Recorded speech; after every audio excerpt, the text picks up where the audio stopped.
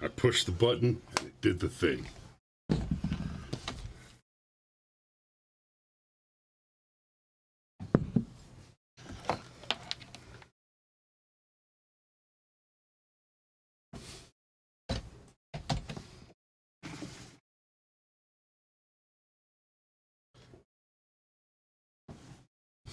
All right. And I'm not going to wait on anybody. We're just going to go ahead and jump into it because I got to move.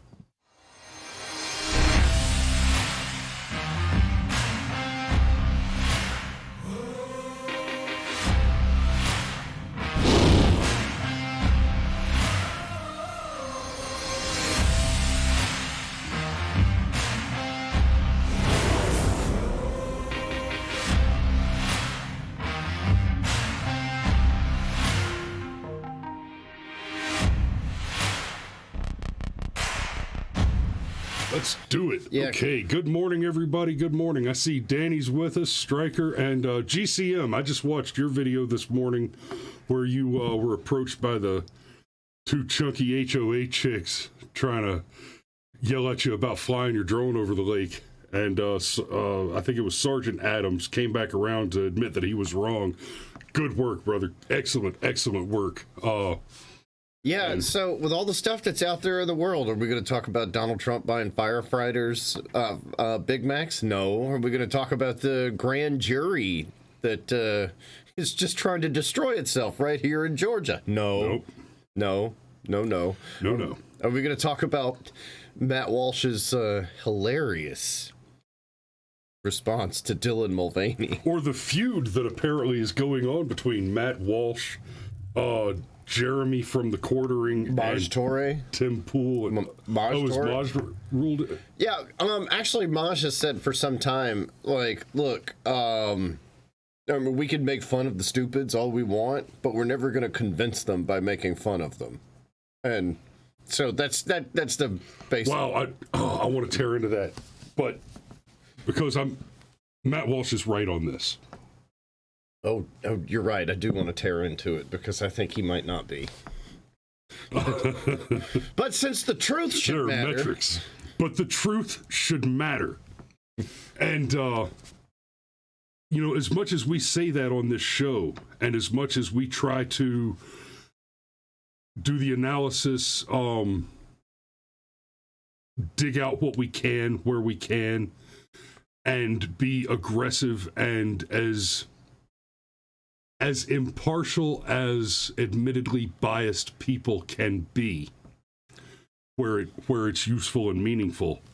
We're talking about James O'Keefe this morning, founder of Project Veritas, one of the arguably most important organizations operating in the space of journalism and, let's be real, the truth and what's going on over there. So a guy who went from being so broke, he had to cut out cardboard logos of Project Veritas and tape them to his microphones. Right. Because he could not afford custom branded microphones. Right? Right. Like that's where he was when he broke the Acorn story. Oh, yeah. And like, I don't even remember all the details from the Acorn story. It was 13 years ago. But that was a huge deal. You can talk about basically brought down that organization, right? I would say his big three were Acorn, Planned Parenthood, and now Pfizer. Right. But that's by no means the complete list. No, you got the Raquel, whatever, there've literally been so many exposés the chick that they busted in Texas in mid 2020 who was going around and voting for people. She was essentially stealing ballots. Yeah, and bragging about it. And offering her service. I can teach you how to add hundreds of ballots to your total. And when you're talking about some of those local elections, somebody that can promise you 1,000 extra votes in your direction can be more than enough to And she even spoke very explicitly on how much money she earned being hired by politicians to ballot harvest on their behalf. Yeah. Oh, yeah. And Veritas has broken so many things that it's difficult to remember everything Veritas has broken. Right. And this has all happened while James O'Keefe has basically been under house arrest and has been sued over and over again. Has had the feds crawl up his ass more than once. The Pfizer guy locked him in a pizza joint and smashed his cameras. And then called the police on him. That's You're not locked in here with me. I'm locked in here with you. Wait a minute. That's not how threats work, buddy. And I mean, how backwards is that? You imprisoned, kidnapped, and assaulted someone and then called the police thinking you would have that person arrested? Whoops. Okay, so go ahead. Well, I mean, let's be super clear here, okay? What we're talking about is the fact that it appears as though James O'Keefe has been frozen out of his own company and everything's in this weird, bizarre limbo status, and it looks more and more and more like Project Veritas has set it up that way on purpose in order to, basically kick him out without having to kick him out. So you put all that together, and now we're in this bizarre world where it is possible that James O'Keefe is a total dirtbag. He would not be the first person to attain a level of power and fame and have all their hypocrisies get exposed. It is possible that James O'Keefe himself is corrupt. Sometimes the guys in the Spanish Inquisition that were just the best torturers were actually doing most of the shit they were accusing the people they were torturing of doing. Okay? So, it's possible. In this case, I just don't think it's very likely. I just don't get that read from him. Well, not only that, but I mean the level of auditing that Project Veritas has gone through, the both by choice and by law, and the fact that James O'Keefe is so hated, and like every mistake James O'Keefe has ever made, the mainstream media has jumped on and reported because they're desperate to take this guy down. He essentially comes pretty well vetted into any situation.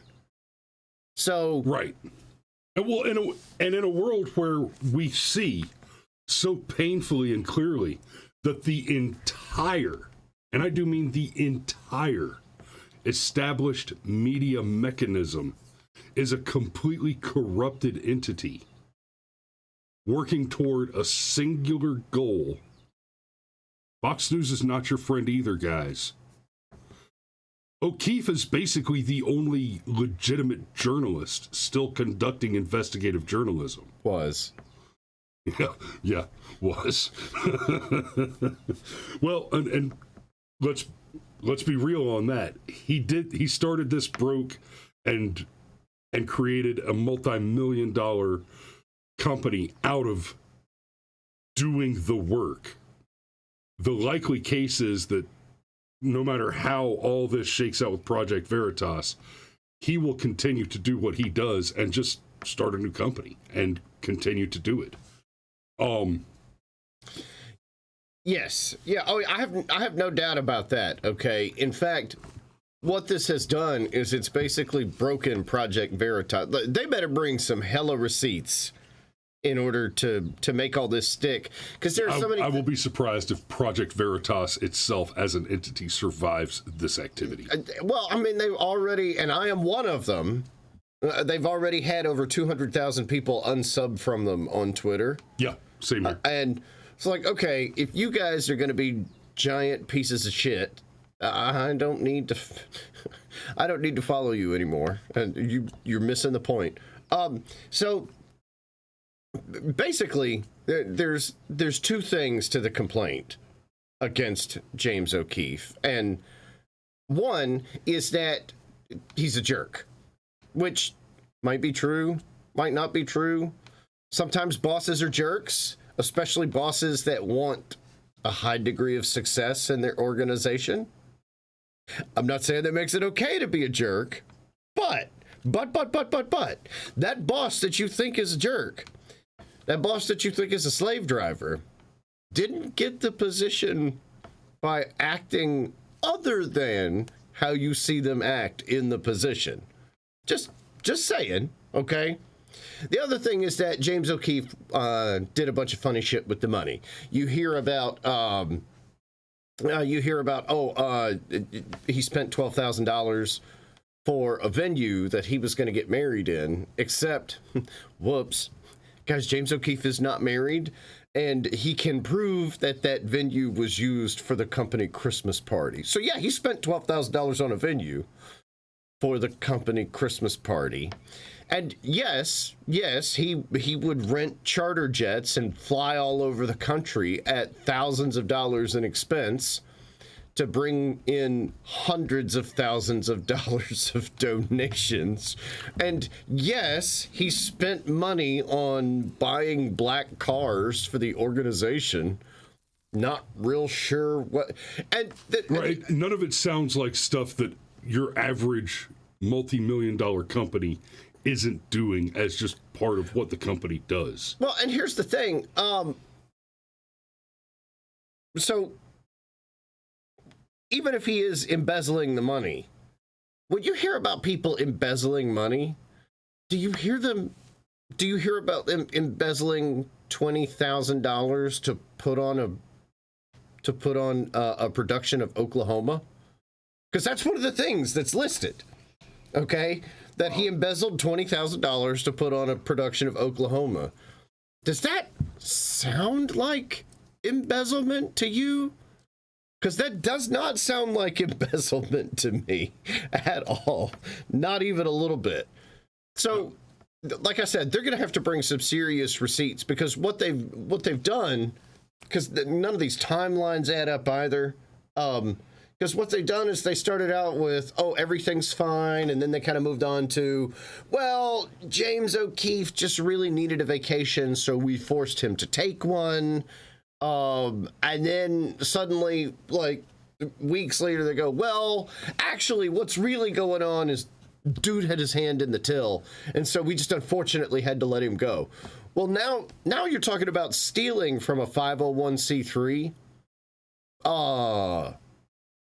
That's law enforcement territory, baby. Absolutely. That is people go to prison territory. And when you start talking about stealing from a 501c3, when you're talking about embezzlement with a tax-sheltered corporate entity, now all of a sudden you're talking about serious tax evasion crimes. You're talking about the IRS getting involved. And if those are the claims that they're making, then if they've destroyed their own company, because if they weren't audited to hell and back already, and they have been, okay, let's be clear, Project Veritas has been audited, but if they weren't already,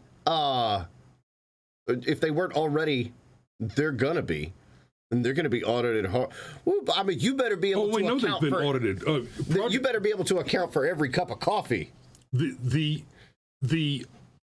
surprise and unreasonable audits of Project Veritas were part of the early weaponization of government fiasco with contemporaneously with the Lois Lerner and all that IRS stuff. Mm-hmm. Veritas was mixed up in that too. They were a conservative organization, because part of being a conservative organization when you're doing undercover journalism stings is exposing things like the leadership at Planned Parenthood gleefully discussing the money that they earned by selling mutilated baby parts. Just one example. And I'm like happy about it. So you know, it's funny that they did that over dinner too, because in film language, if a person discusses a thing that is particularly cold-blooded as they consume a meal that is meant to convey to you just how psychotic this person is. Okay, you're supposed to take away from them that this is just time to make the donuts. It's the fact that this lady literally is like eating a salad. So yeah, we get 500 for this and 1,000 for that. Whoa, we're talking about baby parts. Yeah. Oh yeah, it's So now I want to go ahead and get to this bit. First I want to show you this tweet from OKeefe a couple days ago. This is from the 20th. And this is the part that I want you to pay attention to. He says, I need to make clear, I have not resigned from the company, Project Veritas, which I founded 13 years ago. I was stripped of my position as CEO and chairman. Right? So this is not a, some kind of mutual thing, some kind of amicable divorce type of situation. He was straight trode out. Oh yeah. I mean the coup was strong. So okay. So he's on his way to Nashville, okay? And he gets a message that he's got to have an emergency meeting with the board. And he's like, "Yo, I'm getting on an airplane. So can we like postpone this a few days?" Meeting gets postponed, and he gets hit with all this stuff. He gets told, "Buddy, you're going on vacation, and oh yeah, by the way, you're being frozen out for 180 days, and you're not allowed to talk to any investors." Right. So he says, "You know what? Fine. Hell with it," and takes his 2-week vacation. And then by the time he came back from the 2-week vacation, everything had completely fallen apart because there were investors calling him, investors even kind of pissed, like, "James, hello, return my call." And he had some of the journalists expressing concerns, contacting him personally, saying, "We don't like what's going on." And one of the things that these journalists shared with him is that they straight up got told, "Hey, guess what? If James gets booted out, you get a raise." Right.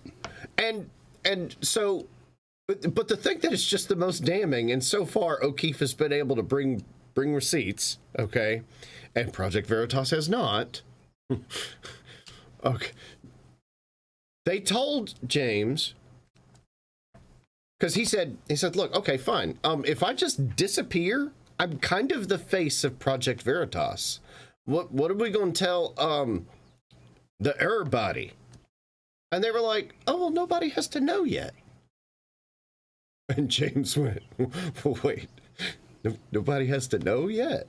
Well, so I mean, everything about this stinks to high heaven. Chris and I are in somewhat of a dispute about the timeline in the hypothetical sense. I suspect that this has been in the works for some time because of who James OKeefe is, and and it may be that the obvious thing is obvious suspicion was just the trigger and not the actual impetus. But James OKeefe himself says that while he agrees that the timing is funny, that literally the biggest story they ever had was the Pfizer story. Got like 50 million views on YouTube. Wherein a Pfizer representative admitted and discussed on camera that Pfizer has been engaged in gain-of-function research involved with COVID viruses. So they can sell more vaccines. For research purposes, so that they can sell more vaccines. And then, when Pfizer responded, they did not only not deny, they confirmed everything the guy said. They confirmed that the guy was, in fact, the research head that he said he was. and that they did in fact conduct the gain of function research that he described. They tried to dress it up in different language, but we're gonna bury you in bullshit, but we have to kind of admit that it was more or less true. Yeah, Oops, our bad. Tim Pool keeps referring to it like when Fauci was saying, we didn't do gain of function research. What we did was we gave the virus new superpowers. That's not the same as gain of function. Right. That sounds very much like it gained a function. So St. Michael is dubious, and that's a thing that I can appreciate. I mean, like I've said many times, after Jeffrey Epstein clearly didn't kill himself, I'm kind of permanently suspicious of everything now, and everything that happened with COVID has only made that worse, not better.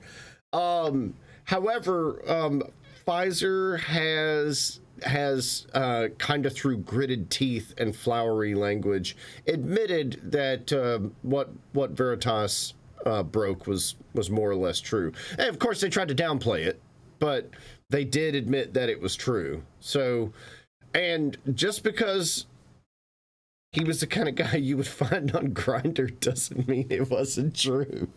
Yeah, it wouldn't surprise me at all if they actually did find him on Grindr, St. Michael, but the fact remains that Pfizer themselves have confirmed that he is the Pfizer exec he said he was.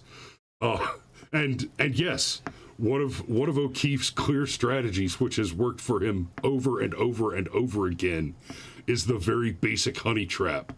You know, you get a pretty person with a camera hidden on their body, drink a couple of bottles of wine, like they're going to bed with somebody, and all of a sudden they're spilling all the company's secrets, which just blows my mind. I mean, OPSEC people. I mean, thank God we've got these loose lips to sink these dangerous monster ships like Pfizer and Planned Parenthood and Acorn, but according to Monica Lewinsky, train your people.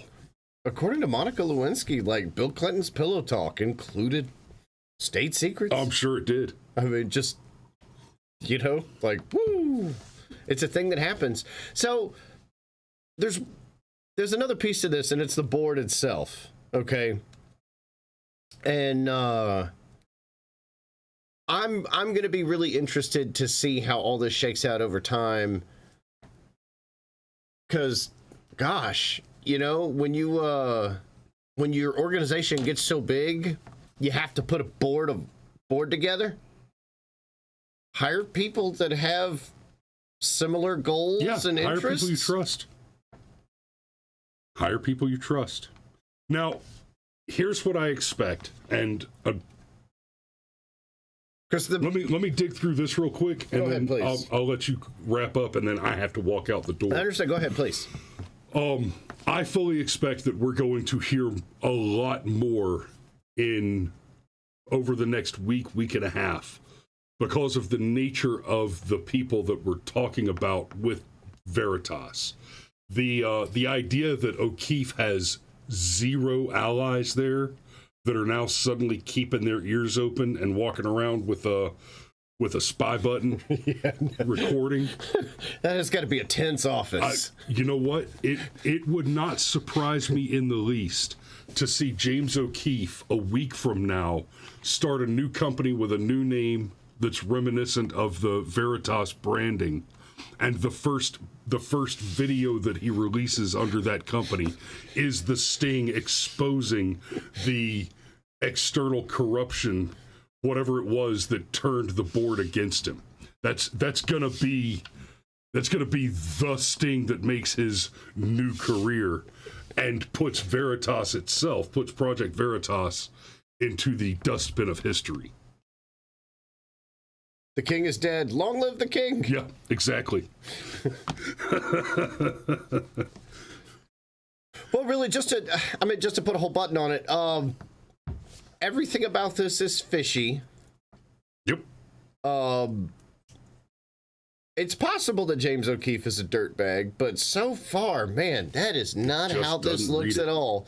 But before we just automatically assume and this is a hard thing, okay, and I realize I might get roasted by my own chat for saying this, okay? I get it. It looks weird that the Pfizer story breaks, and then a month later, OKeefe is functionally gone. But y'all, we don't actually have proof of that yet. Right. I'm not saying it's not coming. Right. And I'm definitely saying it smells super Pfizer fishy. Right. And Brian just touched on something that you and I talked about earlier. I asked Cameron earlier, how much money do you think it would cost for all of my very dearest friends to suddenly turn on me and just throw me completely under the bus? And the correct answer is less than Pfizer has. Alex, I don't know if you saw the beginning of the show, but I said, yeah, it's entirely possible that OKeefe is dirty. It just, everything about the way that this breaks down, the fact that I've actually personally been audited before because of something people in my office were doing.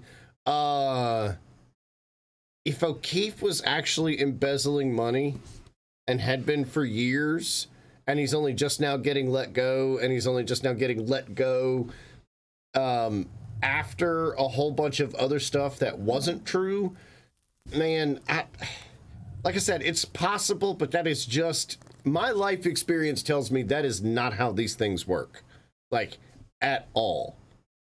So, it just, I mean, we'll see, but if I had to bet, did James OKeefe steal from Project Veritas? Probably not. Well, and it's not really stealing when you turn in the receipt. Well, and so here's the thing about that, Alex, is if what were happening is they had decided that for his embezzlement he needed to be removed from the board, then that would have been preceded by the investigation that proved the embezzlement, and his ouster would be coupled with concurrent charges for the crime. In the absence of that, the allegation, because this isn't we want you to take a break, you're on paid leave while this investigation is conducted. It's you're out. So if there really were legitimate concerns that he had been funny with the money, that he had actually embezzled money, then the investigation would have preceded the ouster. Yeah. It probably would have been concurrent with some kind of paid sabbatical, paid leave type of thing, but it would have preceded the ouster. So anyhow, I know you have to hard break at 8, and we're almost there. It's and Alex says he's been removed pending an investigation. He decided to resign. He was very clear. He did not resign. Actually, he was stripped. He was forcibly removed. Actually, what happened was, and this is why everything's up in limbo, he told the board, all y'all need to resign. That's what happened. He said the previous Monday, when this thing was recorded, he gave the board an ultimatum, all y'all need to resign. And the thing about, oh, well, he's being investigated. There's a problem when you have questions that carry automatic presumptions. Like if you say, hey, James OKeefe is being investigated for doing noncery with kids. Well, you've now planted the idea in everybody's mind. Whoa, right. James, what? Huh? That's like that old joke about, oh, okay, so when did you stop beating your wife? Yeah, so, I mean... I didn't? Yeah, exactly. Exactly. It's just one of those things. I concede again that it's entirely possible that James OKeefe is corrupt, but stealing from a bunch of investigative journalists, just that, whoo, That's, I'm just saying, hey, while we're at it, we're gonna sneak up on a Navy SEAL. Yeah, that happens. All right, guys, we got to put a pin in it there. I got to get out the door. Thanks for watching. We love you, and we'll see you tomorrow.